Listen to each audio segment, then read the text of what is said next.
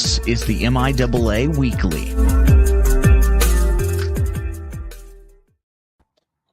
Welcome to Week 8 of MIAA Weekly. John, they never thought that we could get this far. We're almost to the playoffs, buddy. What are your thoughts? Man, we are almost to the playoffs, and as we'll get to a little bit later on, some teams are a little closer to it than others. So we'll dive into that later, though. Yeah, some squads getting closer to turning their equipment.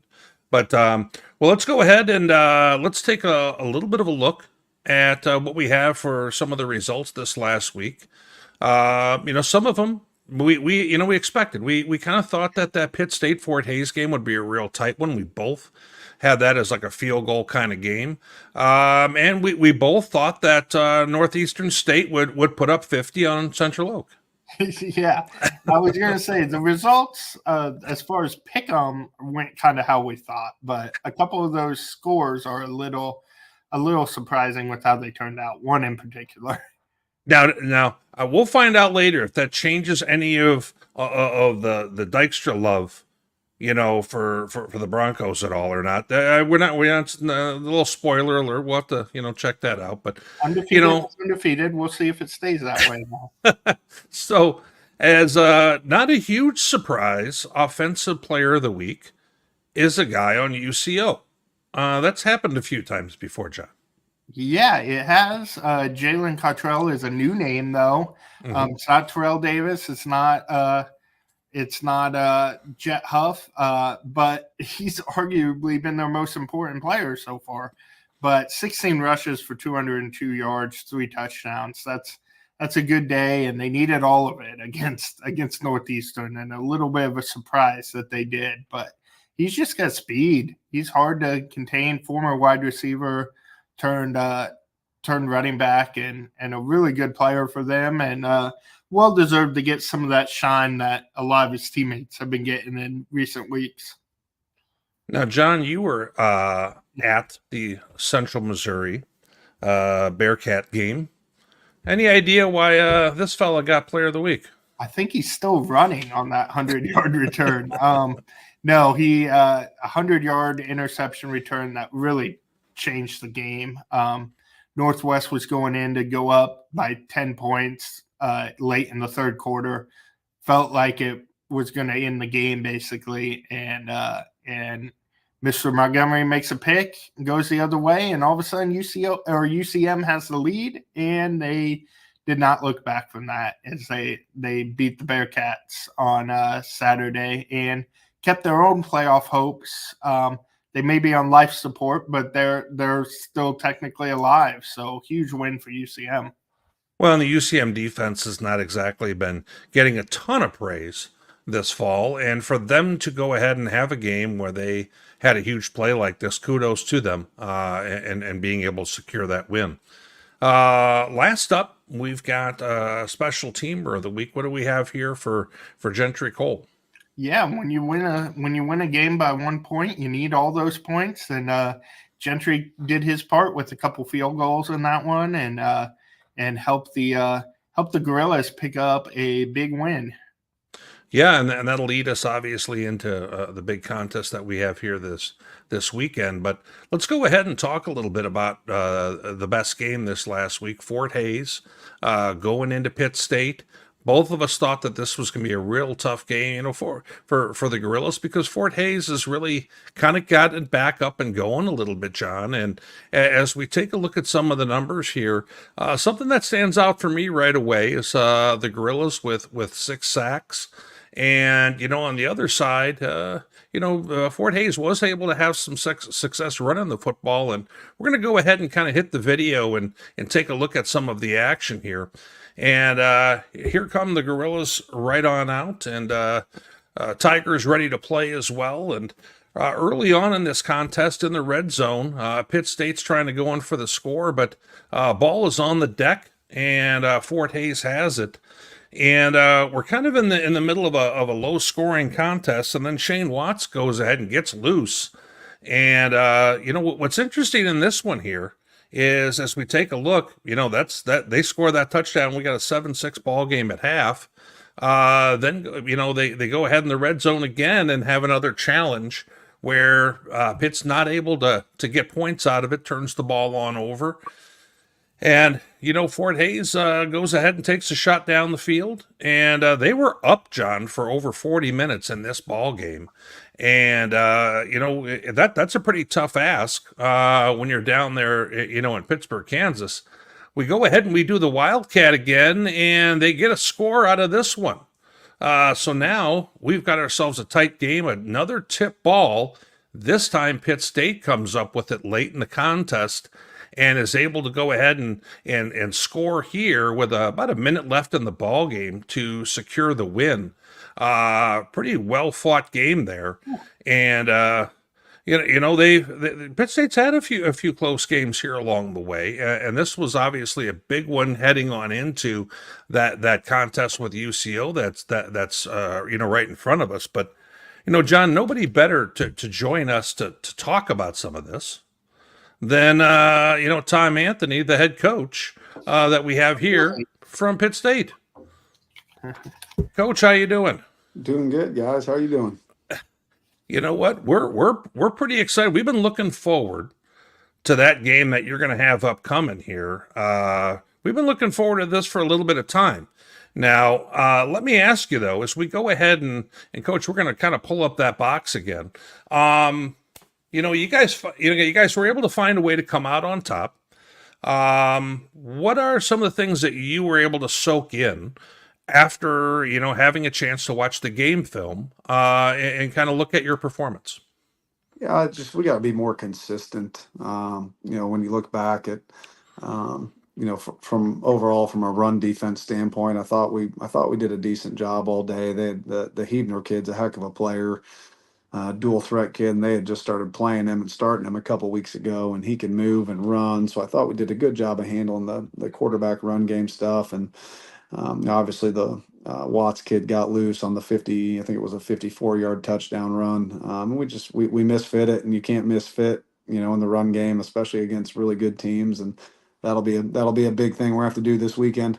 You got to be perfect in run fits against good running backs, and we just weren't on that one play. And he got loose on us for a touchdown, but I was proud of our guys, the way they bounced back defensively and just kept fighting and battling. And we were able to generate some negative yardage plays, with some of the sacks and quarterback pressures, which was good. And Coach Brown does a phenomenal job, and they're a good team, and they're a really good defense. So I knew points would be hard to come by, for our guys. I knew it was going to be a tight game, a physical game, and our offensive guys stepped up when we needed them to.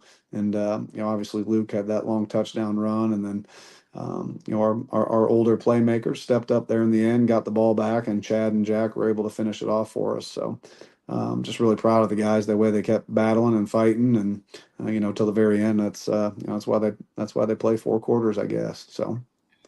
Well, you mentioned Luke Nigan, who is a Swiss Army knife for you, Coach. I'm watching this game, and I'm thinking, okay, who's this big guy that they're bringing in to run Wildcat with? And I looked him up real quick. A guy had been a quarterback in high school and was obviously used to doing things like this. Tell us a little bit about his story for those who haven't gotten a chance to know him. Yeah, Luke's a great kid, Southeast Kansas kid from Girard, redshirted last year, so he's just a redshirt freshman for us, plays tight end. And, this was something we kind of put in, during fall camp and spring ball, hey, we need Chad does a lot of things really well. Chad isn't going to stick his head up in there on 4th and 1 on Q power, not because he can't, but more because we don't want to ask him to do that, because he is so important to our team and to our offense. And Luke was the perfect guy for that, being a high school option quarterback and big kid. I mean, Luke's about 6'3", about 225, 230, and runs very well. So it was a perfect fit for us to put that package in, and we've continued to advance it, each week and add some wrinkles to it, and it'll continue to be a big part of what we do. But Luke's a phenomenal kid, one of our hardest workers, and is a great leader for a young kid that's only a redshirt freshman. Sure. Coach, I know you're a defensive guy at heart here, so I I got to ask you about this defense, averaging just a little over 17 points a game, and you've had that tough schedule, obviously, so that makes it even more impressive. But just what are you seeing out of that side of the ball right now? And you returned a lot of guys you were familiar with from your time as a DC. But what have you seen out of those guys, and how well do you feel like you guys are playing on that side of the ball right now?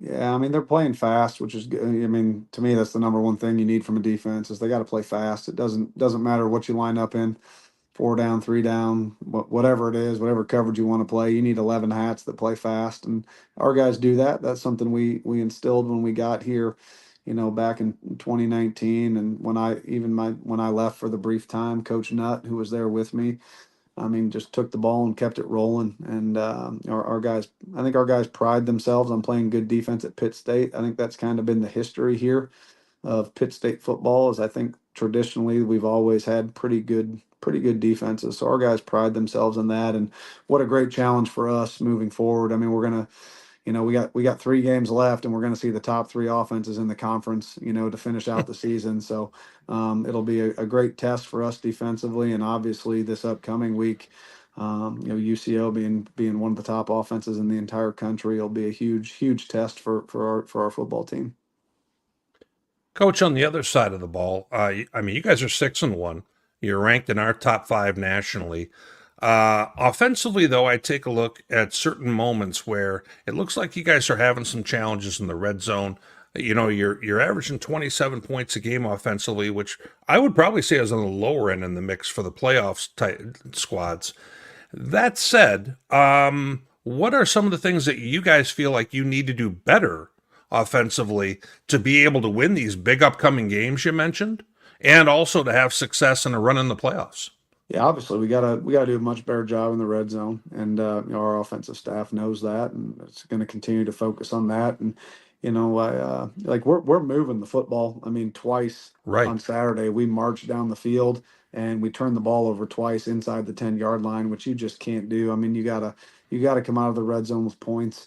And turning the ball over down there is the last thing that can happen. So our guys know that. So offensively, like we're doing a good job of moving the football, and now we gotta do a better job of finishing in the red zone. But just looking back at the last couple weeks, even when I look back at the Kearney game, the Mo West game, the Ferris game early in the year, 3 or 4 times this year, our offense, when we had the lead in the fourth quarter, has had the ball in the final drive of the game and taken 7 to 8 minutes off the clock in a couple games this year. So I've been very impressed with our offense, the way we've finished games. Sure. When it comes down to the end of the game and into the fourth quarter, and even Saturday at Fort Hays, when we needed them to step up there, they did. So very pleased with that, and just the way they're finishing and their mental toughness of how they're going about it. And we got a great offensive staff with Kevin Blyle and all those guys. I know they'll get the red zone stuff squared away, and we've seen them. We've seen a couple pretty good defenses too. In the last few weeks in Nebraska, Kearney, and Fort Hays and Mo West. So it presents a lot of challenge. The MIAA is unforgiving, man. It really is. And you have great offenses and great defenses and great coaches each and every week. I mean, this league, I haven't been in it long, but when I look back over the last 4 years, to me, in my time here, this is the best I've ever seen the league. I think from top to bottom. And no slight to them, but NSU isn't in the league, Lincoln isn't in the league, and now Right. you have, man, like there's no drop off, and that's why every week you see these games that are all 1 to 2 score games. It doesn't matter who you're playing. There's no 50 and 60 to nothing in the MIAA like there is in some of these other leagues. And that's what makes this league so special, though. That's what I mean. You wouldn't want to me, I wouldn't want to coach anywhere else than in a league like this. Sure. Speaking of not wanting to coach anywhere else, Coach, you we said before you were the defensive coordinator, then you took a year off from coaching and decided to come back and be the head coach. Take us through that a little bit and what it's been like kind of this first year as a head coach, taking over a program that's been in the top 5 in the country all year, kind of jumping right into that hot seat of leading a program with that kind of expectations. Yeah, I mean, it wasn't even a year. It was like 5 months. Yeah, that was just a decision. As I look back on it, that we have a 12-year-old daughter and a 10-year-old son, and I was, Brian Wright and I are very good friends, and he is one of the best people I've ever worked for, and one of the best family men I've ever worked for. But we were at that kind of point in our lives where our kids were so busy with stuff, and I was just missing a lot. It just, not to anyone's fault. It was just the state of kind of where our family was at. When you have spring ball Saturday morning and junior or senior recruits on campus, and then all of a sudden I'm home Saturday at 3 o'clock, and I've missed two of my son's baseball games, my daughter's soccer game, and it's like, man, like, if I don't step away from this, I'm gonna look back in 10 years and say, like, well, what was I doing? And so that was just a decision we made as a family, and very blessed and fortunate to have the opportunity to be able to do that with with my wife's job. And we moved back to Ohio, where my wife is from, and we were there for 5 months. And I think sometimes, as parents, we don't realize maybe the impact of our decisions on our children until you're able to see it happen. And I don't know how much our kids really wanted to leave here, and we loved it here. And to be honest, I had stepped away, and I was going to be done with coaching for the foreseeable future and just kind of be a dad. And I guess we didn't realize probably how much our kids loved it here and how much we loved it here too. Those 5 months away, I think, gave us some perspective as well. And so when they called, when Jim Johnson called me the weekend after the Grand Valley game, and said, "Hey, I don't know if you talked to Brian, but he's leaving for NAU." I said, "No, I haven't talked to him in a couple weeks. What's up? How can I help? Do you want me to help you interview guys? I'll do anything for Pitt State. I have a couple guys I think would be a great fit." And Jim's like, "No, man, we want to offer you the job." And I was like, "Whoa, okay. I'm gonna need to talk to my wife quick on that one." And so yeah, we went on about a 30-minute walk, and we just realized, man, it was such a blessing to be here in Pittsburg, Kansas, and probably how much we loved it and our family loved it. And it's like, let's do it, And so now, as the head coach, I get to make the schedule now. So I think that that makes it a little easier. The fall is always going to be the fall, but like, this past spring ball, we didn't practice on the weekends. Like, we got our work in Monday through Friday, and then I was able to be at all the baseball tournaments and soccer games on the weekends, and I wasn't missing all that stuff. So that makes it a little easier now, I guess, to be in this chair and make the decisions, and obviously to be able to be at a place like Pittsburg State, which is such a great place, and such rich history and tradition. And very, very, very blessed to be here, and very lucky and very fortunate at the same time. Coach, something tells me you're not going to forget that 30-minute walk that you had anytime soon. Well, this is the crazy story is, like, so this was a week or two before Christmas, and we have like these wooden snowmen that we always put out at Christmas. My father-in-law made them. They're made out of old tree stumps, and they come apart. Well, these things were beaten like you would never believe because of all the times we've moved, over the last 7 or 8 years. And I told my daughter, I'm like, "Becca, we are going to permanently put these things together." Like, I got out the wood glue, I got out my air compressor and nail gun, and like, these things were never coming apart again. And I kid you not, like 2 hours later, Jim called. And it was like, wow. all right, like, that's crazy how that all works. And so yeah, I think it was just the right timing, and just, again, so blessed to be back here. Well, it sounds all good. Coach, an interesting thing is on Sunday evenings, we have a national show that we do called Inside D2 Football. Well, I'm on it along with my national writer, top right corner, not the one wearing the Not the costume, but yes. And we made a trip on down for your opener, and we were at the Ferris State game that you alluded to earlier, along with a whole lot of other people. And we found this, Coach. We had a chance to go all the way from the Gorilla Walk, and really, soaked in the whole game day experience there. And, that said, we thought it was about as good as any environment in Division II football.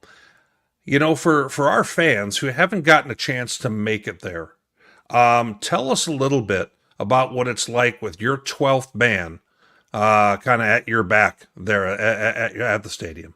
It's incredible. I mean, it is, to me, of all the places I've ever been in the country at any level, to me, the game day experience here is second to none. It really is. I mean, it is it's diehard SEC football at the Division II level. Right. I mean, stadium is packed full. I mean, standing room only seats are being sold every week. I mean, the gorilla walk is incredible. Like, it still gives me goosebumps every time I walk down it, to have all the fans and tailgaters lined on that sidewalk as you walk down, the band right there playing at the end. It's truly incredible. It really is. And it's hard. It's probably, like, for your first time, it's hard to describe it right now on a show. Right. Like, you have to go there and be a part of it and experience it. I mean, I was even talking to Coach Anise on the field pregame. He's like, man, like, I wish our people could see this. Mhm. It really is. It truly is incredible. And I think that's the town. I mean, Pittsburg, Kansas, like, they love Pitt State University. They love Pitt State athletics. They love Pitt State football. And it really is such a cool college town that totally Right. revolves around the university and game day. At the jungle. And man, when the jungle, Welcome to the Jungle starts playing as we run out of the locker room, it really is pretty incredible. Coach, yeah, obviously that was a hugely hyped game, and kind of everybody in D2 was talking about that going up to it. You guys kind of put everybody on notice, have a huge win, great performance against Ferris. How did you kind of see the team after that, and how was, I guess, kind of the aftermath of that game and staying up, knowing, like you said, you've got that whole MIAA slate ahead of you to keep going and keep focused for? To me, it was a great measuring stick to just let us know as a new coaching staff, kind of where we're at, and it kind of let our players know where we're at as well. Now, the challenge to me has been to sustain that every week, right? And that's the challenge that every coaching staff has. Like, when you're able to play at a high level, how can we sustain that each week, and how can we continue to improve on that each week, especially knowing the grinder of a schedule, that's going to continue to be in front of us. And we're just super proud of our guys. And I gotta be lying if I sat here and told you that our guys weren't motivated for that game. I mean, half of our roster was there in 2022, when we played up there and lost on the field goal at the end. So, like, our guys were incredibly motivated to play that game. And again, that's the challenge as a coach, is how do we continue to keep that momentum, each and every week. And fortunate for us, we do have a lot of older seniors and upperclassmen that have been here for a few years that have helped us with that, for sure. Coach, knowing that we were going to be chatting with you tonight, I'd kind of taken a look at. I didn't realize that your odyssey had gone from being a high school kid in Iowa to, going to Iowa State, to JUCO, to D3, and going to Augustana College. Yeah, baby. And you know what? A lot of your players probably don't realize way back when, 2005, you had 13 interceptions as a DB and led any division. And then you also became a Hall of Famer for them. With all of that stuff said and all the experiences you went through, how does that help you kind of help your players with all the workings of the portal and the transfer landscape and everything else? Doesn't that kind of offer you a little bit of an advantage because you've seen a lot of this yourself? Yeah, I kind of joke with people sometimes. I think I might have invented the transfer portal before the portal was actually there. Yeah, I mean, I think it does give me perspective. I was at one point, probably before I matured, was that kid that wanted more. And not that that's right or wrong, but Right. I went to Iowa State. I walked on. I realized then my skill set would probably be better utilized at the lower level. And then I had a good year. So then I was like, all right, I want to give it a shot again.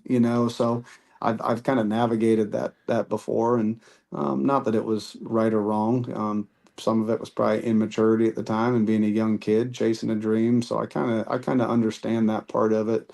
So I've never in the recruiting process with players now ever been mad at a kid for wanting to chase that dream, because it is a real dream. I mean, kids, young athletes have dreams of playing at the highest level possible. So I've always, through the recruiting process, encouraged kids to do that if that is a dream of theirs. And then I always tell kids, hey, like if it doesn't work out, just know you always have a home at Pitt State. I mean, that's the nature of the game we're in now. Right. And we have been able to buy back a lot of those kids in the transfer process. I mean, I look at Reggie King, who's a safety for us, that is injured and is going to miss the rest of the season, but he's a kid who we recruited out of high school and wanted to go to North Dakota State and chase that dream. And I told him, hey man, you'll always have a home here. And guess what? 3 years later, Reggie goes in the portal, calls us, and now Reggie King's at Pitt State playing safety for the Gorillas. So yeah, I guess that's probably the best is perspective when dealing with young kids in the recruiting process now, and just having an understanding of what is going through their head probably. Sure. Absolutely. And Coach, spin it forward now.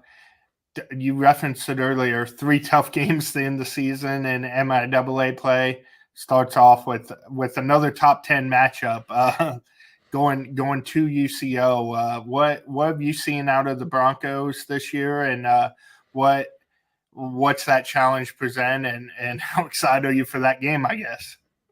Yeah, I mean, they present a lot of challenges as a defensive coach. Probably, obviously up to this point, they will be the best offense we've faced all year. One of the best offenses in the entire country, balanced. Probably have the best running back in the country right now from a statistic standpoint. One of the best wide receivers in the country. Quarterbacks elite, plays at a high level. And then they have multiple wideouts. I mean, they got a couple other guys that can take the top off as well. The tight end does a great job, very versatile. So they force you defensively you have to execute at a high level every single snap, or they will expose you. So that's the challenge to me, going into this game, is we have got to execute whatever it is we're going to be doing at a very, very high level. And you have to play perfect, because if you don't, they'll find a hole and they'll expose you, offensively for sure. And then defensively, they do a great job. They got a ton of athletes. They fly around. They create a lot of turnovers, and they do a really good job defensively too. And when you're offense, I'll tell you this, as a defensive coach, if your offense is scoring 52 points a game, it gives you a lot more freedom on defense to call a game. That's for sure. Isn't that for sure? Well, Coach, we want to thank you for making some time for us tonight. Best of luck the rest of the way, and certainly on your trip, to Edmond this weekend. And I'm about to say, you guys have had a heck of a season. Hopefully, we'll look forward to seeing you in the playoffs as well. Okay. Well, I appreciate it, guys. Thanks for having me on. Thank you. Thank you, Coach. Well, buddy, let's go ahead and take a look at the rest of the action that we had. Are you okay there? I was about to say, I know. I'm looking at that score hurt me in the pick'em. So I know it, and I got a little bit of a chuckle out of it when I had to rewatch the segment to see how we did in the pick'em, because I was not doing so hot, and I thought, oh, I forgot which way he went on this one. And then to find out it was the only game you missed, yeah, I might have gotten a chuckle out of that.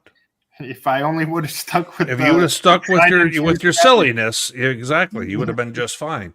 But let's go ahead and watch a little bit of the video here. And John, I'm going to let you kind of speak to this. Absolutely. Well, red zone turnovers. That was the story of the game right there. I thought we just watched that video with Pitt. What do you mean? Yeah, we fumble, we cover on the first possession there.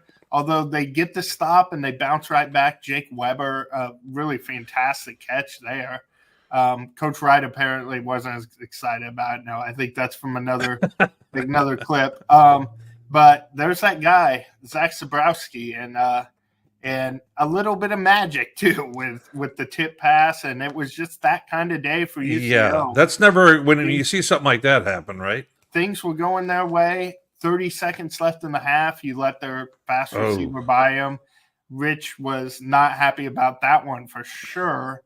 And then you have this where 4th down scramble, trying to make a play right to the wrong colored jersey there.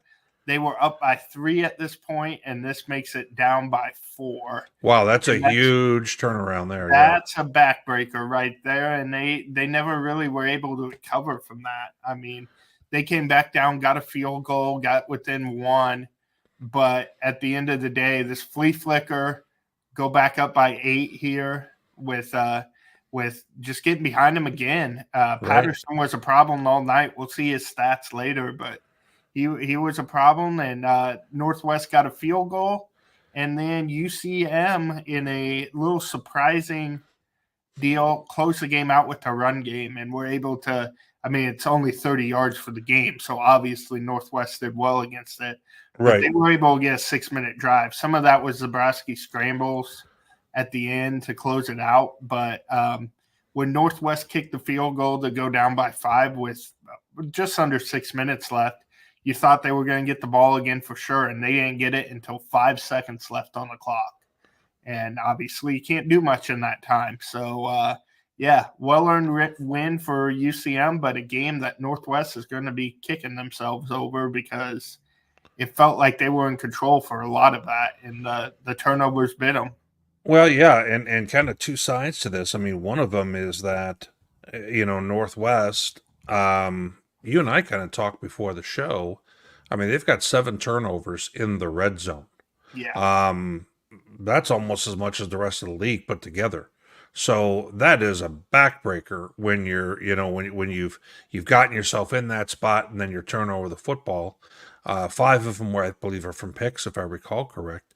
Now, on the other side, Central Missouri, I was so tempted, John, to pick them last week. And every time I do this, it doesn't work for me. I don't trust it. And, I thought that Central Missouri was going to come in thinking, this is a game we got to rebound here, and we're playing the Bearcats. So, whether we're having a bad season or a good season, we're playing the Bearcats. So, and certainly they were able to go ahead and come away with the win there. So, I mean, these are the 2 most hot and cold teams of the league. You could argue capable of coming out, and Northwest is beating Emporia and Hayes, and capable of doing things like that, but also capable of losing to almost anybody if things aren't clicking right. So both UCM and Northwest, that's just been kind of the story of their seasons.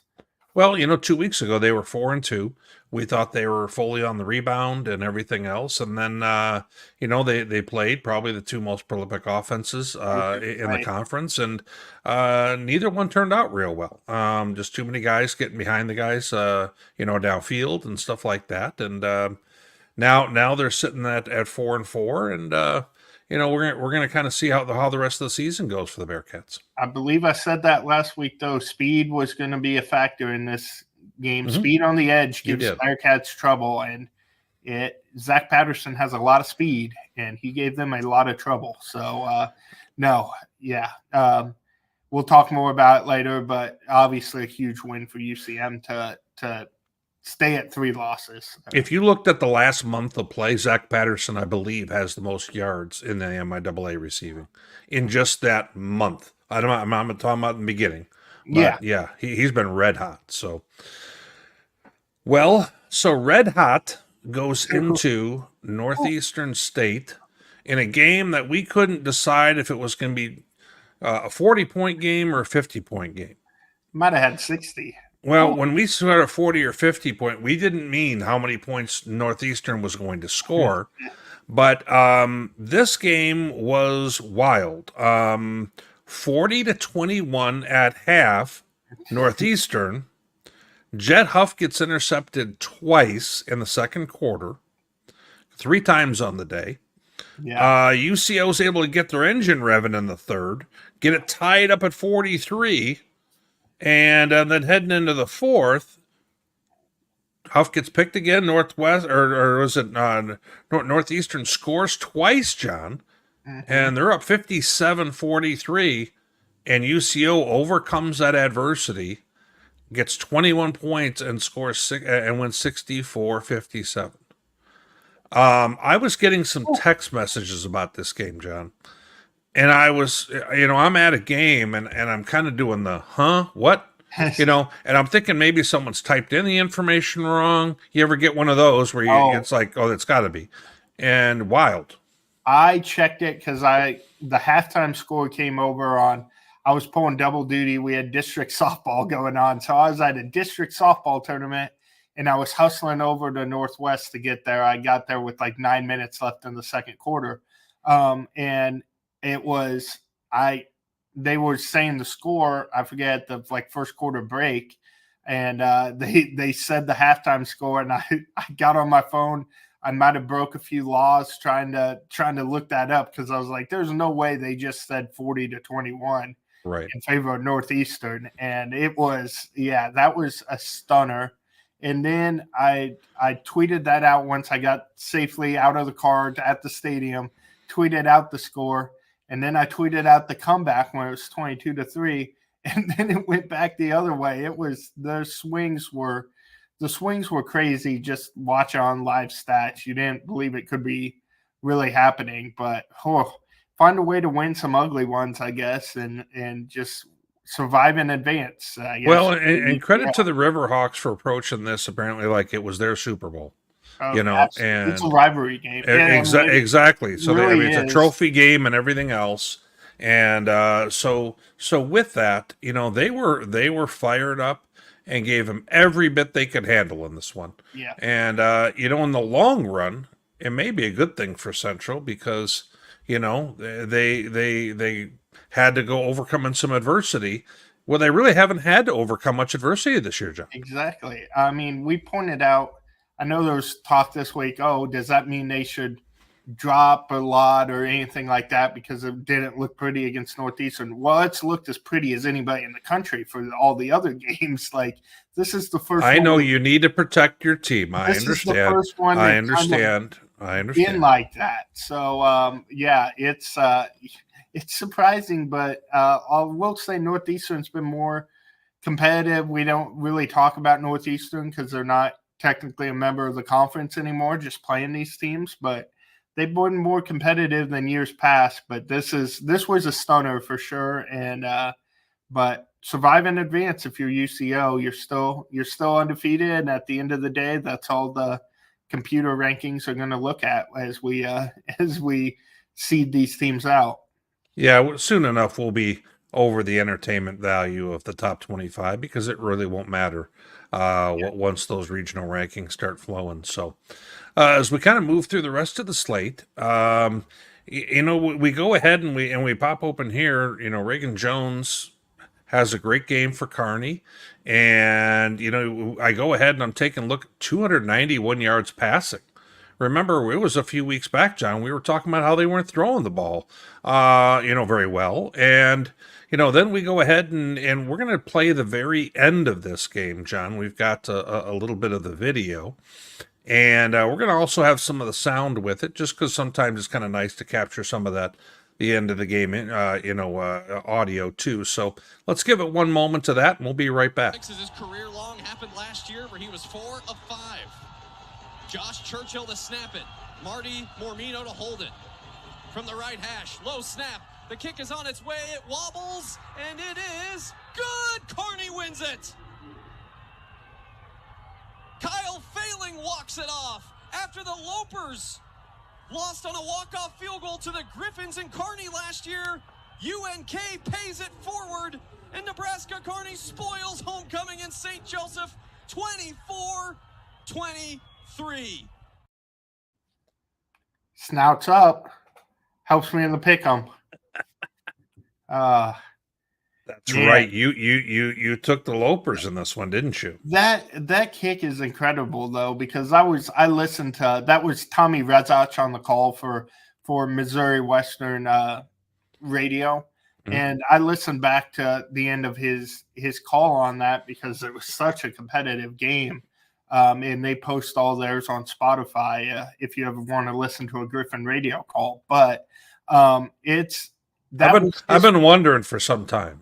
Yeah, that was his first kick, that failing of the season. He was a kicker last year, and they had a new guy, and they put failing in to kick this one, and Tommy was going through it on the radio. He was a little confused on why they switched, but apparently coach knew something because drilled that kick and delivered. And he wasn't failing at that, boy. No, he wasn't. And Reagan Jones, you mentioned him earlier too. He tweeted afterwards, which has gotten a little traction in Missouri Western and UNK land. I told you so with 3 periods after it.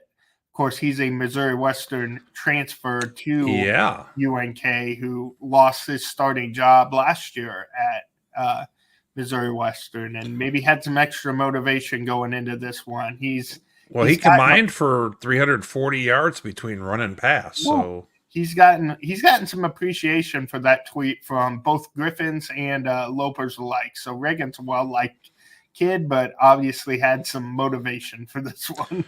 All things considered, that would have been up for Player of the Week nomination for me when you throw all that together. I would think so. And when you put up 63 points, I guess. I'll be honest, I thought that was going to be our special teams Player of the Week when I saw the kick.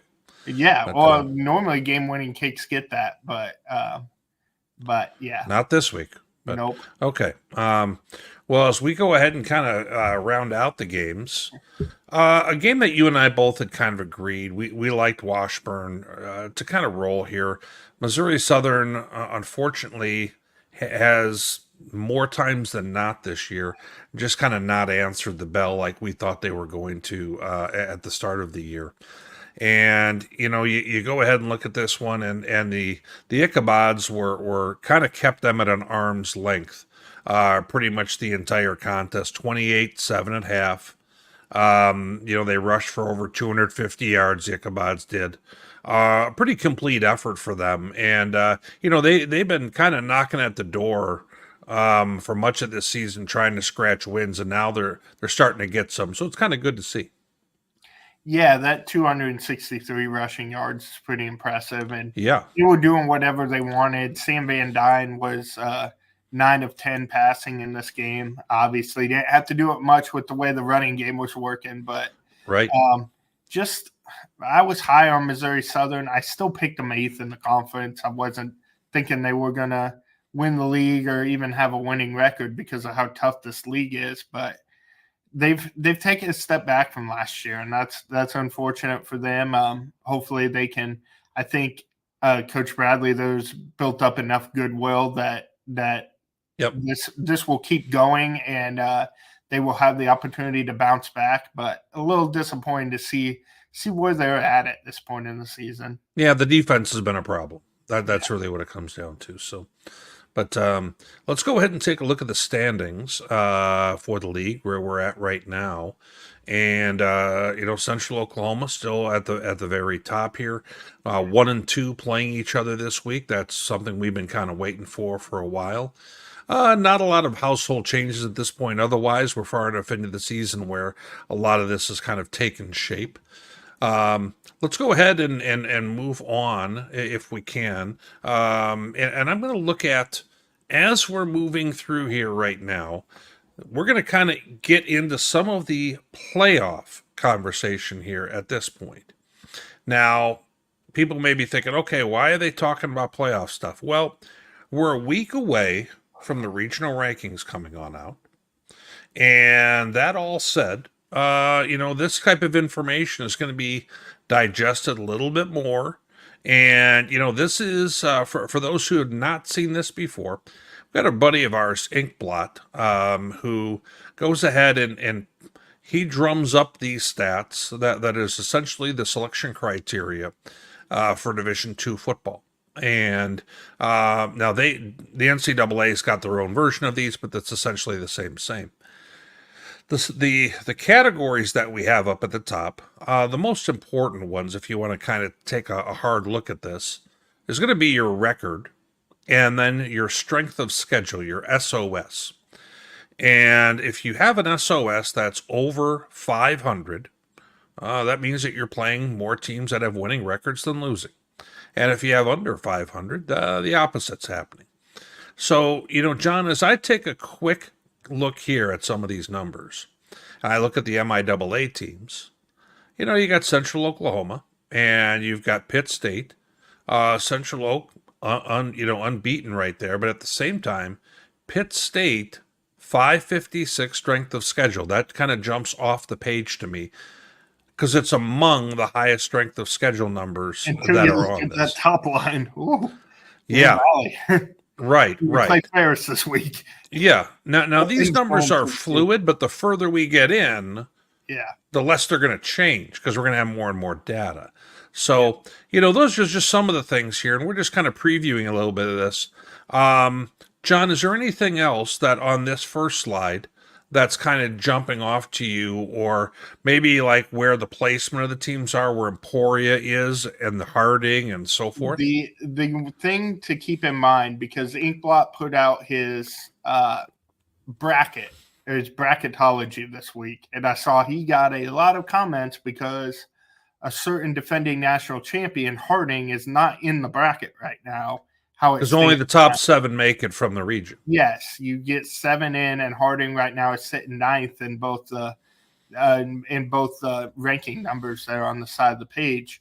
That's the thing to remember, because these things are going to change. Harding plays Southern Arkansas. I think most people consider Harding a big favorite in that game. And then you change the numbers. So this is just a guide at this point in the season, just to hammer that point that you made earlier, that these things will change. The things to remember here are every conference champion's probably going to get in. Indianapolis could take some losses and maybe threaten to not do that, but odds are that you're going to get 4 teams, 1 from each conference. So it's really those 3 at-larges that you're really fighting for if you're not a conference champion, which makes this really interesting moving forward to kind of which of these conferences can earn those at-large bids. Yeah, and I think the natural thing to say was that the GLIAC, which is a strong conference up in Michigan, then the MIAA, a strong conference, in the Kansas City area primarily, and then also the GAC, the Arkansas-based teams. Those 3 conferences are flat out better than the GLVC. So GLVC is probably only going to get Indiana. So that's going to then leave what's probably going to happen is you're going to see 2 teams from the GLIAC, from the Michigan Conference, 2 teams from the MIAA, and 2 teams from the GAC. That's probably how this is going to land, unless there's a huge shakeup here at the end. And it's really a matter of who's going to be, the teams from the MIAA. And right now it's trending towards, Pitt State and Central Oklahoma, and it could very well stay that way. Emporia still only got 1 loss, so we're not counting them out right now. They've got the opportunity to prove it against Central Oklahoma coming up. They've already beaten Pitt State, so if they can pull off that one against Central Oklahoma coming up, that would be huge for their case. But as you were saying with the GLVC, Truman there is the second GLVC team on the page, and they are at 4-3 right now. So yeah, it's probably not. You're probably safe in saying the GLVC will be a 1-bid league with UIndy most likely. Yeah. And then after that, like you said, it's shaken out. 2-2-2 makes a lot of sense. You could have argued for maybe the GAC only getting 1 until Ouachita beat Harding this past week, and that kind of shook things up a little bit and messed with what everybody had in their heads already. Yeah. Now, one of the new pieces of criteria this year, brand new, KPI. Now, the KPI is developed by a guy named Kevin Pauga, and it's the Kevin Pauga Index. And essentially, I'm going to kind of read off what this means. As you can take a look on the left, it's got teams ranked 1 through 25. I've circled the MIAA teams. And here's how it works is KPI ranks teams' resumes by assigning a value to each game played. The best win possible is worth 1.0. The worst game, negative 1.0. Virtual tie is 0. Adjustments are made to each game's value based on the location of the game, opponent quality, and the percentage of total points scored, which sounds like a fancy way of saying margin of victory. So that's an interesting deal. And when I gave a further look at this, this was including all levels you were playing. So you were being graded if you were playing FCS, NAIA, and everything else. And all of these teams are ranked on a huge scale altogether. So an interesting deal. Now, this is just one other measurable component. So don't get all tied up about this. And if you think that this is going to be one of those things where, hey, all of a sudden this is going to change everything, back her down. This is not going to be that. This measure here, it's going to be my take that this will be a measure that's going to be used when two teams look very similar on the resume test, John, and they come to a thing like this to be able to help break ties. I like percentage of points scored, though, instead of margin of victory.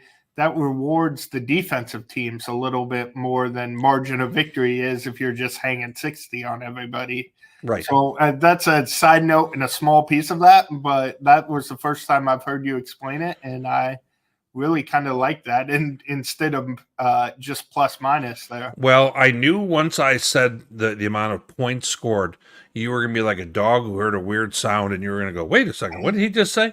Because that's the first time we've ever talked about margin of victory in any of these things with regard to the selection criteria. But once again, don't get worked up about it. It's one portion of an element that we think is probably not going to be used much more than just as an extra piece of criteria. Yep. So, and we'll talk about this a little bit more, once this thing starts to really come out with the regional rankings.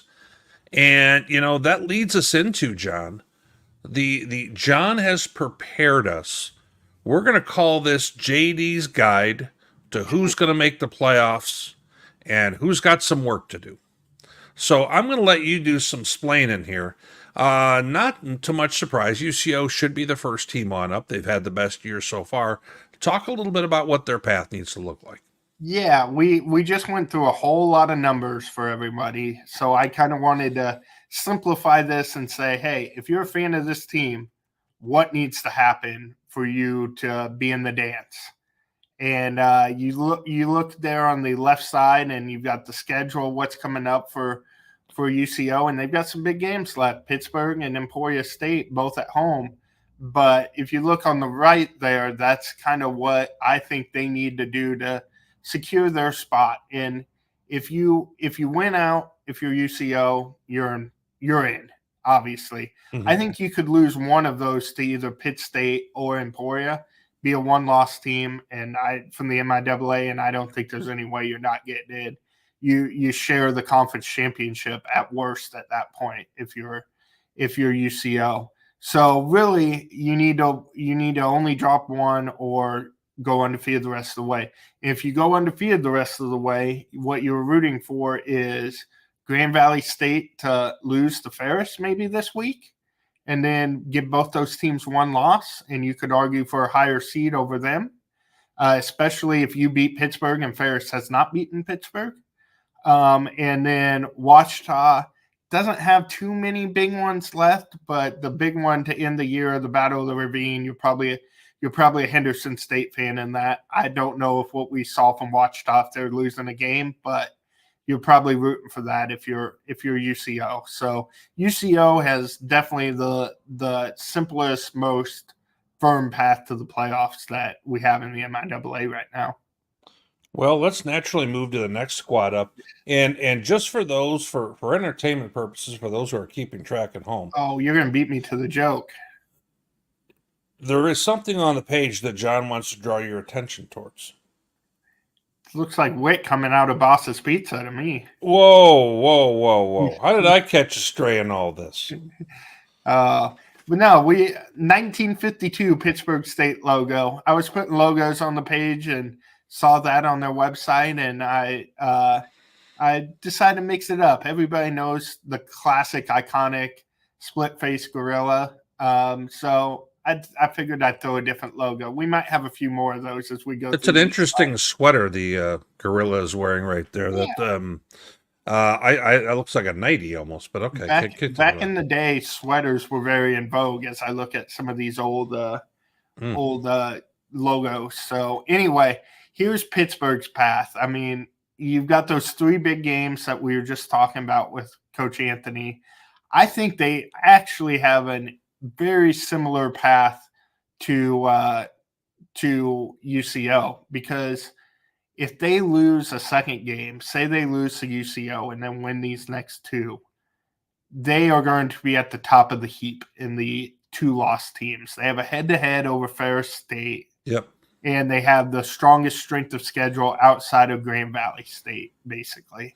Well, it's going to be through the roof considering who they still have left. Yes. With the games they have left, their strength of schedule will be right up there with, I think, based on what I just saw from Grand Valley, with Ferris still left. Grand Valley would probably be higher, but of the 2 lost teams, they're going to be the highest. So I think you can afford to lose a game and still be comfortably in the playoffs. But you're kind of doing that same thing where you're rooting against Grand Valley, because if Ferris beats Grand Valley, then you have the head-to-head against Ferris, and who knows? We'll throw that.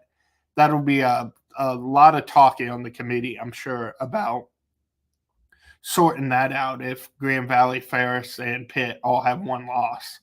And then Wichita, you're rooting for them to lose a game, because I think you jump Wichita too, because their strength of schedule in a silo conference like the MIAA used to be is going to be 500. So they will have automatically. Pitt State, because everybody plays everybody.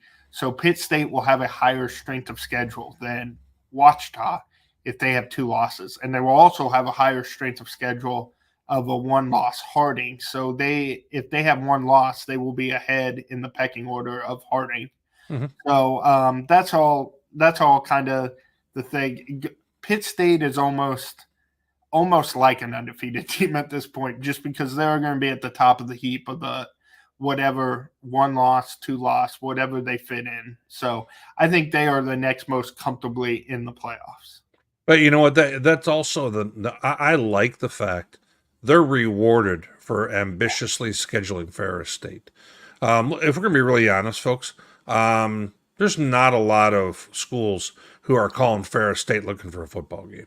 We've had that talk in the MIAA for years with why they wanted the silo scheduling, because it was so hard for some of those teams like Pitt State, like Northwest, those teams to schedule other people because nobody wanted to play them. So that's how the silo came. And now seeing teams like Pitt and Ferris play each other, like Mankato and Northwest, that's awesome for the sport, and hopefully it means we can get more non-conference moving forward. That means I get to go somewhere in week 0. I like that idea. Yeah. So, yeah. Well, we've got Gunnar Gundy and his group, and I'll let you take it from there, buddy. Yeah, another fun logo with the marching hornet there. But Gunnar Gundy, they find themselves in a similar situation. Their strength of schedule is not as high as Pitt State's right now, and it won't be as high at the end of the season, most likely, even though Angelo is a good team. They played in the non-conference. So maybe it'll be close, but they also play Northeastern State, which Pitt does not this year. So their strength of schedule will be a little lesser. That's why they are after Pitt State in the slide, but they have the head-to-head over Pitt. So really, if those 2 teams come down to 2 losses, that'll be real interesting if Central Oklahoma sweeps them both. But if they win out, they're in. That's obvious. 1-loss team is making in. If you lose one of these next 2 or one of these next ones, say you lose to UCO to end the year, I think you just root for the favorites to win. The most obvious playoff thing right now is Harding, Wichita from the GAC, Ferris, and Grand Valley, UIndy, UCO, and then one of these one-loss MIAA teams. And if, say, UCO wins against Pitt and then wins against Emporia, and both Emporia and Pitt finish with 2 losses, that's going to be an interesting discussion because Pitt will have the strength of schedule advantage. Emporia will have the head-to-head in the jungle to point to. So I honestly, you have more experience with this than I do, but if that scenario happens, I would think it would be Emporia just on the strength of that head-to-head, but I don't know. Then you could argue Ferris head-to-head against Pitt too if they both have 2 losses. Well, there's probably going to be more than just 2 teams with 2 losses. Yeah, so exactly. if they are right next to each other, literally, and they look like they are 7 and 8, yeah, that's more when that would come into play. If Pitt looks like the best and they look like they should be on the 7 line, and Emporia looks like they should be on the 9 or 10 line because their strength of schedule isn't so good, I don't know if I think Emporia is going to get it at that point. Their strength of schedule will still be better than any 2-loss team in the GAC, though, because Angelo will up that as their non-conference game. So yeah, well, right now they're under 500 right now, so that's but look at who they got coming up. They've got winning teams. So if it's all going to equal out in the MIAA, and then Angelo's their non-conference game, Angelo's going to have above 500 record. So I expect them to be above anybody in the GAC. So it gets really complicated. The easiest way, obviously, is win them all out. But if they have if they have 2 losses at the end, I think they have a decent shot. But we'll see. We'll cross that bridge when we get to it. I think Pitt State may finish with the highest strength of schedule in the whole super region, including Grand Valley. Okay, they still might be next to each other. I'm making my call. They still might be next to each other on the line when that happens. They could. Yeah. But yeah. If you lose 2, it gets real difficult. Obviously, you need Southern Arkansas to pick up 2 losses and drop behind you. Like I said, 3-loss Southern Arkansas and a 3-loss Emporia. Emporia's strength of schedule will be higher, and you need Saginaw. Basically, you need everybody in the which Saginaw has a very high strength of schedule right now too. Basically, you need the GLIAC and the GAC to start losing some games if you're going down to 2 losses. So you'd like to avoid that happening and stay at either 1 or 2 losses here if you're Emporia State. Now, John, those are the teams that we think have pretty much a legit chance. Yes. Let's kind of do an overview of some of these other ones that we have on the list. Ooh, that's a smart logo. Yes. And, any of these teams are going to need some help just because 3 losses is kind of a bad spot to be at right now after 8 games and trying to make the playoffs. But tell us a little bit about who's kind of on that list and why. Well, the first thing to know is you have to win out. 4 losses ain't cutting it. So that first bullet point is the most important bullet point. And so when you look at Hayes' schedule, though, they got Southern coming up. They end with Kearney. That Emporia one's a big one. They have a chance to win out. And if they do, it's kind of what I said before. You need that super region to go the way you think it needs to go. It needs to be UCO. It needs to be Washburn. It needs to be Grand Valley, Pittsburg State, Ferris, and Harding. Just need to keep winning. And then you need to find a way to sneak in there with your 3 losses. Saginaw and Southern Arkansas, once again, are the 2 that you have to watch and have to kind of do something they're not supposed to do to drop out of that contention. But you're just trying to get in the conversation at this point. I don't even know if all that stuff happens if you're still in. Like we said, these are. I don't think so. I think 3 losses and you're out. But these are still. This is like my in the hunt graphic. Like you're kind of. You can talk yourself into it. You need to sell that hope that you can get in. And I don't think you can, but there's a chance if some craziness happens that fair enough. You can sneak in. So that's why these guys are included. Again, Well, let's take a look at, they're not the only guys out there. no. You also have the Lopers. You're selling hope there too. Yeah, it's basically the same exact argument. The stuff on the right is the exact same. If you look at it, they have the chance for some big wins that can kind of knock those guys in front of them down a peg, which really helps. You're still you got Emporia this week. You have to win that game, obviously. And if you Sure. do, all of a sudden you got that head-to-head over Emporia, and Emporia's got tough games left. So maybe you could say you could jump them in the standings. Same thing, knock Hayes down a spot there at the end. So the Lopers could kind of position themselves to be that third team in the MIAA if some craziness happens above them. And that's kind of what you would be hoping for at that point. Position yourself as that third MIAA team with a strong strength of schedule, and you can maybe sneak in if something weird happens in some GAT games or some GLIAC games moving forward. Yeah, and that's kind of the same thing to be said here, when we're taking a look at Central, is they do still kind of have a path per se.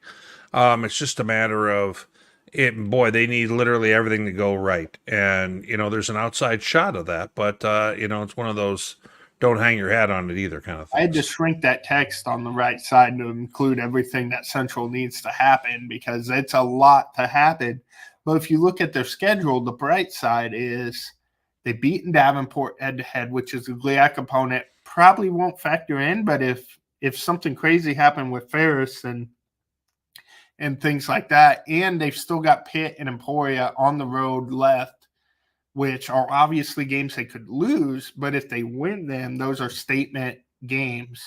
If you end the year beating Northwest like they did this week, Washburn, Pitt, Emporia, Southern, you at least put yourself in the conversation. And that's kind of all you're trying to do at this point is have somebody in the committee room say, hey, what about UCM? So that could happen. And you know what? We just had a tech glitch for a moment, so I'm going to I thought you were rushing me along there. No. Well, we could have. That was only a half-hour bit, so yeah. But I'm going to go ahead and kind of pull our slides, as we call them, back on up, John, because we just had a little tech glitch. But so, while we're waiting for that, we're going to be talking about the upcoming games here in a moment. Why don't you go ahead and kind of let our audience know a little bit while we're trying to pull that back up, what games we have upcoming? Well, it's a big week because, it's always a big week in the MIAA, but we are tied in the pick'ems now, which we'll get to later. So I know, and I know that's what you're most eager to talk about because of the fact that you went 4-1 last week, and Massey and I both ended up going 3-2. So that's a little bit of a surprise there, and I think we're back in business here. And I'm going to go ahead and I'm going to pull up what you have been eagerly anticipating. Oh, I was ready for it. I know, and you and I are even after all this time, which I'm pretty upset with myself about this, but so as you and I go ahead and we take a look at where we are, let's kind of pop into the games that we have upcoming. And we got Missouri, Southern at Fort Hays. We've got Washburn at Central Bowl. That's kind of interesting. Yeah. Got Pitt State at Central Oak. We already know quite a bit about that. And then we've got Emporia at Kearney. Not an easy place to win. So let's go ahead. Let's start off, if we could, with the first game on the slate. Do you see a chance for Missouri Southern to go ahead and kind of get right here, or what are your thoughts?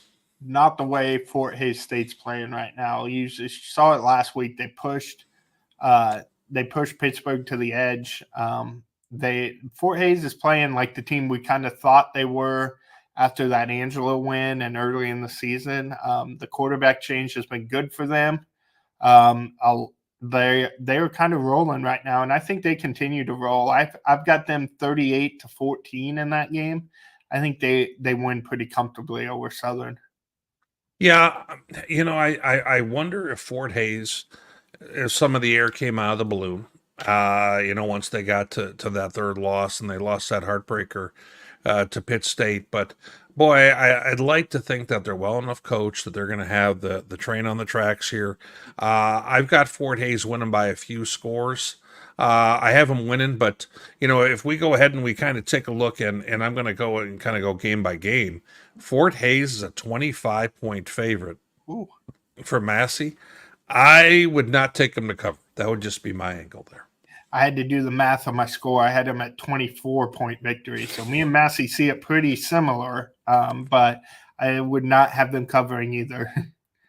Washburn at Central Missouri. Now, the Central Missouri, are they kind of back on track here? Because we know Washburn's got things going a little bit. How do you see this?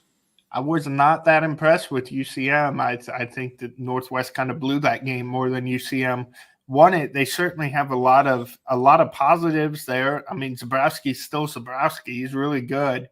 There is going to be a lot of speed on the field in this Washburn Central Missouri game. Both these guys have some athletes, but I think UCM has a little bit more athletes, and I think they a little bit more experienced athletes as well. And I think they win this one 48-35.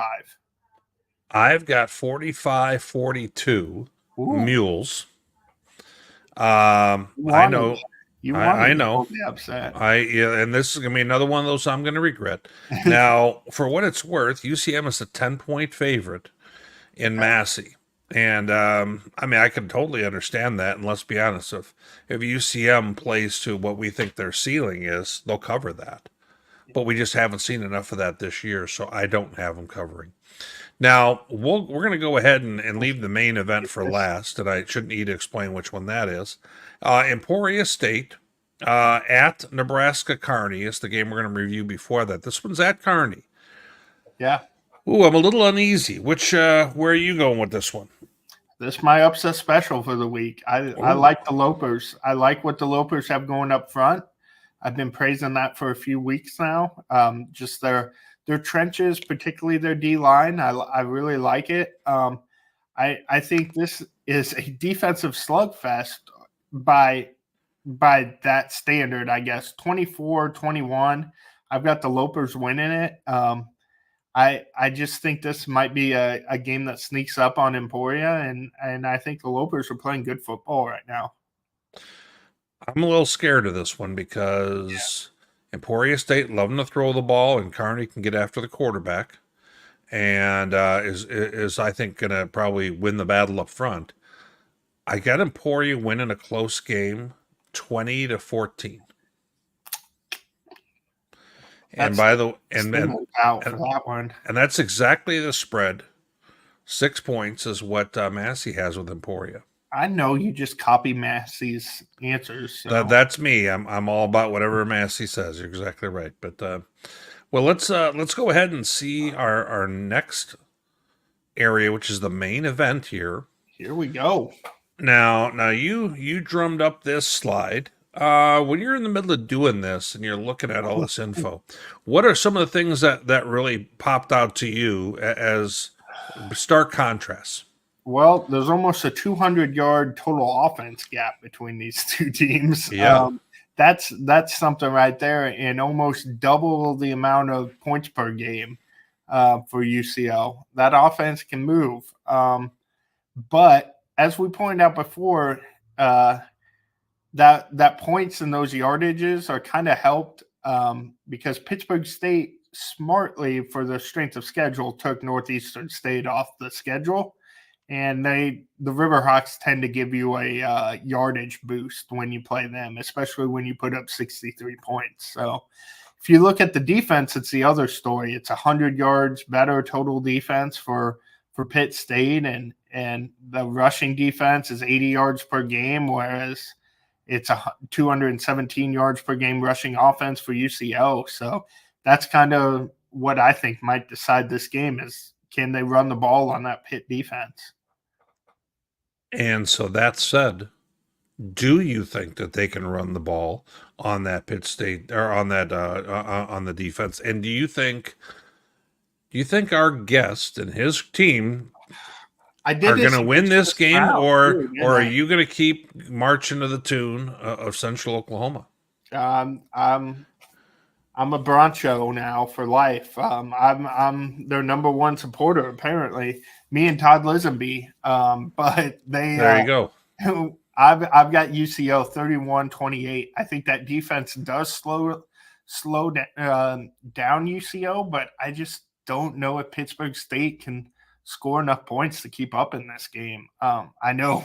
I mean, the Riverhawks scored in the 50s against them, so obviously UCO can give up points, but I think they're going to be a little bit more locked in for this game, and I think the home field advantage helps, and I think they find a way to stay undefeated and really make a statement against Pitt State. They probably don't appreciate that Pitt State's still ranked ahead of them, despite having the loss either in all the polls. So I think there might be some bulletin board material for UCO going into this one. Well, as you already know, last night on our Sunday night show, I went on an island. I was stunned. Yes, and I took Pitt State. Since that time, I've had a chance to dig in a little bit more to the game because those things come up real quick when you're making a pick on a Sunday. That said, Pitt State's defense, the fact that they're limiting teams to 59 plays per game, some of that stems from the fact that they're number one in time of possession in the MIAA at 33 minutes plus per game. Now, I know you and Devin Albertson are both big fans. Don't lump me in with Devin. We covered that last week. Of that measure and its impact on the outcome. UCO dead last in the conference in time of possession.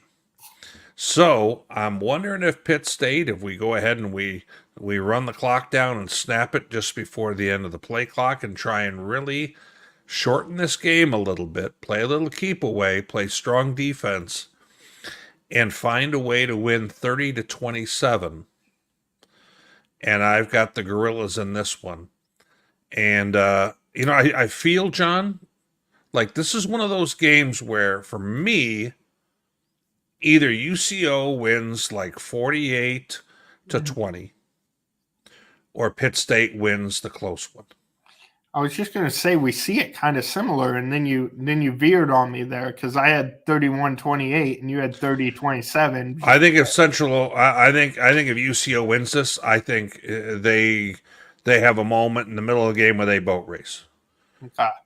So that's how I see it. Pitt State's defense is going to be able to limit the running game, kind of like Northwest did to Central Oklahoma a couple weeks ago. But I just think Jet Huff is capable of making plays, and I don't know if he's going to have two bad games in a row. He had a bad game even though he got the yardage. 3 interceptions is a bad game for Jet Huff. Bad game for most quarterbacks. I think he'll bounce back and have a good one in this one, and I think I don't know if Pitt State can keep up, but I don't want to call a 20-point win because I honestly don't think they will, and that's disrespectful to how good this Gorilla team is. Well, no, my thoughts is that either UCO is going to be that much better than everybody else in the MIAA, or I think Pitt is able to kind of play more of their game. So that's how I see it. But looking forward to that one. Let's go ahead and we've got some items that we're going to wrap up with. And when you and I last spoke on air, we were just kind of wrapping up this fundraiser. And I can't thank enough people. It went final, shortly, not too much after our show. And we ended up hitting the targets. And I wanted to just thank everybody who's participated in this with us. And shirts are supposed to be at people's doors by, Halloween and any other garments they have. And, just a great cause. And for those who weren't able to go ahead and catch our Sunday night show, our national show, we have really good news about our guy, Brandon Meisner, who's the, founder of D2football.com and who's worked, tirelessly for years to get this programming, to air. And, our guy Brandon was able to go and leave his facility and go ahead and be able to get out and go to a football game. Our friend Bob Eblin's son, Noah, who is Brandon is almost like a father to him. They're around each other all the time, and Brandon has been helping out with him on different things with baseball, getting him to and from school, and other things when Bob's out of town, all kinds of stuff. And Brandon hasn't, been out of his facility in over 5 months. He hasn't been home or any of that. So for him to get a chance to go get some fresh air, go to a football game like this and soak all that in, I can only imagine the emotions he's had after his stroke and everything else. So cheering for you, buddy. And it was so great. I got the message that this was happening on Friday night, John. And I just thought this is too cool. So hoping he'll get another opportunity for that to happen here. I know the cold weather and there's other challenges that that come along with it, but I thought that was a pretty neat thing. They might want to keep Brandon around. They won 74-0 in that ball game on Friday, so he might be the good luck charm for St. Pius, who's got a pretty good team anyway. But exactly 74-0, that's nothing to shake a stick at. So no doubt. Well, as we kind of get near our wrap up, if you've had enough, guys, I know we're at an hour and 20. Feel free to head on out. This is the part where John answers questions mistakenly. So we're going to go ahead and these are some of our mailbag questions about how well does JD know the MIAA? Are you ready? I'm ready. We'll find out in a minute. What quarterback is leading the conference in rushing yards per game? I'm going to say that quarterback is per game. Huh. Those aren't the stats that you checked out before the show getting ready? No, they aren't. Okay. Per game is an interesting If you spend any longer, we'll know you're looking it up. But. Okay, fair enough. I'm going Brandon Burwell. Well, it's Reagan Jones. Dang it. That was my first, and the per game threw me off. I was thinking it'd be somebody who only played a couple games. Total yards actually would have been Zach Zabrowski, but Yeah. Reagan Jones hasn't played as many contests. Yeah, understandable. So we're already off to a good start, -1. What offense has run the most plays this fall? UCM. Are you sure? Yes. Emporia State, here we go. We are 0 for 2. You really dug for the interesting stats this week. Well, you know what? Yeah, We've covered so much ground in previous shows. You're not going to give me players and what school colors are like you give Tom? Well, if I'm going to be honest with you, Tom, we've moved in the way of identifying old players. Well, you haven't been around the league long enough for us to do that. So you'd probably get as many right as he does with the Northern Southern. Okay. What team offensively has thrown the most interceptions this fall? I mean, it's got to be Northwest, doesn't it?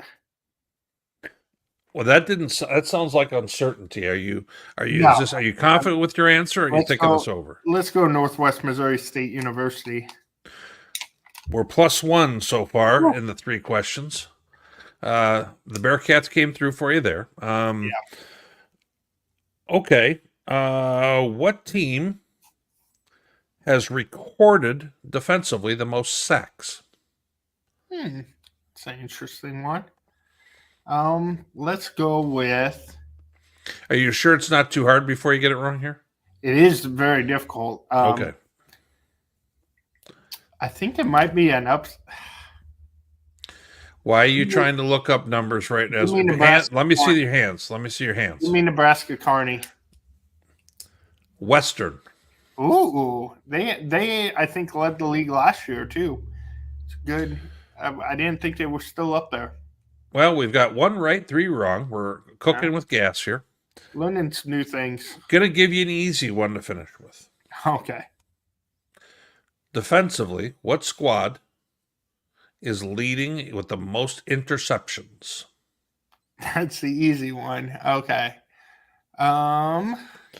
We actually hinted at this a week ago, but you must not have been paying close enough attention. I don't think I did pay attention because I don't remember.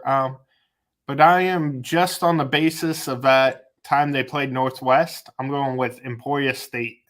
Emporia State is the correct answer because Okay. remember I didn't last remember. week we talked about who had the best turnover margin, and I said that was a reason. Gotcha. Once again, noted that John not paying attention. Okay, Yeah.